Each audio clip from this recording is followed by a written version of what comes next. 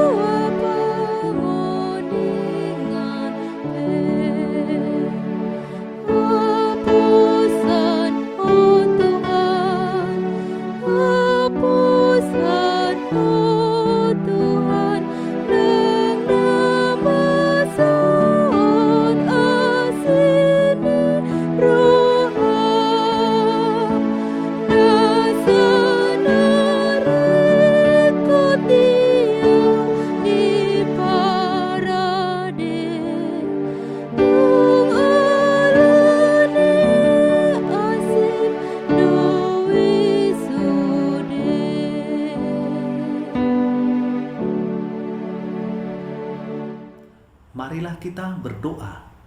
Kasih karunia dan damai sejahtera yang dari Allah Bapa dan dari anaknya Tuhan Yesus Kristus menyertaimu. Amin. Firman Tuhan hari ini didasarkan pada 1 Petrus pasal 4 ayat 19. Karena itu baiklah juga mereka yang harus menderita karena kehendak Allah, menyerahkan jiwanya dengan selalu berbuat baik kepada Pencipta yang setia. Demikian firman Tuhan. Saudara yang dikasihi oleh Tuhan, mengapa manusia di dalam hidup ini mengalami penderitaan? Ada beberapa latar belakang yang membuat manusia itu menderita. Pertama, manusia itu bisa mengalami penderitaan sebagai akibat dari kesalahan-kesalahannya. Misalnya, ia harus masuk penjara karena ia pernah berbuat jahat. Yang kedua, latar belakang penderitaan itu bisa terjadi karena bencana alam. Yang berikutnya, penderitaan itu bisa terjadi dialami oleh manusia sebagai akibat dari kebencian yang subjektif. Misalnya, seseorang itu dibenci karena seseorang itu menyandang predikat-predikat tertentu di dalam dirinya, seperti predikat suku, predikat agama, maupun predikat-predikat diri yang lain. Di masa Rasul Petrus, orang-orang Kristen banyak yang menderita. Mengapa terjadi penderitaan di dalam kehidupan mereka? Karena mereka memiliki status sebagai seorang Kristen. Orang-orang Kristen cenderung dibenci, cenderung dikucilkan, bahkan difitnah dan dianiaya. Disitulah Rasul Petrus di dalam firman itu kita lihat dia sedang menghibur orang-orang Kristen. Petrus mengatakan bahwa ketika orang Kristen mengalami penderitaan, baiklah ia melihat penderitaan itu sebagai bagian dari kehendak Allah. Bukan berarti Allah senang melihat orang yang menderita, tidak seperti itu. Lalu apa yang kita lakukan ketika kita mengalami penderitaan? Petrus katakan ada dua hal yang harus dilakukan. Yang pertama, orang yang menderita sebaiknya ia terus menyerahkan jiwanya kepada Tuhan. Yang kedua, orang yang menderita harus tetap berbuat baik.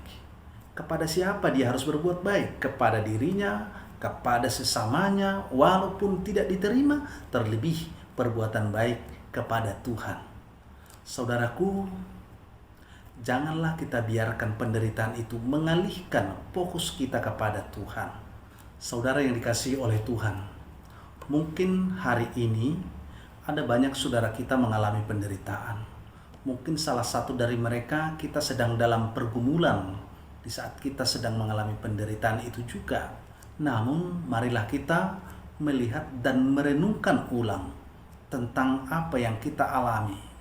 Mungkinkah penderitaan kita sebagai akibat dari kesalahan-kesalahan kita? Mungkinkah penderitaan kita merupakan bencana alam yang tidak bisa kita hindarkan? Atau mungkinkah penderitaan yang kita alami sebagai bagian dari gerakan kebencian yang subjektif? Karena kita memiliki predikat sebagai seorang pengikut Tuhan Yesus, apapun dan bagaimanapun bentuk penderitaan yang kita alami itu, marilah kita kembali memandang diri kita sebagai bagian dari rencana Allah di tengah-tengah dunia ini. Walaupun kita tidak suka dengan penderitaan itu, tidak menginginkannya, namun kita tidak boleh berputus asa. Semua yang kita alami, Tuhan sesungguhnya mengizinkan itu untuk kita jalani dan untuk kita lalui. Marilah kita senantiasa menyerahkan nyawa kita, jiwa kita kepada Tuhan, dan marilah kita tetap berbuat baik. Janganlah kita membiarkan penderitaan itu mengalihkan fokus kita dari Tuhan. Amin. Marilah kita berdoa. Ya Tuhan Allah Bapa di surga yang kami puji di dalam nama Yesus Kristus. Tidak ada satu orang pun di antara kami yang menginginkan penderitaan. Namun kami tidak dapat menghindarkan diri kami dari berbagai penderitaan yang kami alami di tengah-tengah kehidupan kami. Ya Tuhan, kami akan senantiasa menyerahkan diri kami di dalam tangan pengasihan-Mu. Dan kami akan terus berbuat baik demi menjaga kemuliaan nama-Mu. Terima kasih ya Tuhan, terpujilah nama-Mu. Dalam nama Yesus kami berdoa. Anugerah dari Tuhan Yesus Kristus dan kasih setia dari Allah Bapa dan persekutuan Roh Kudus menyertai-Mu. Amin.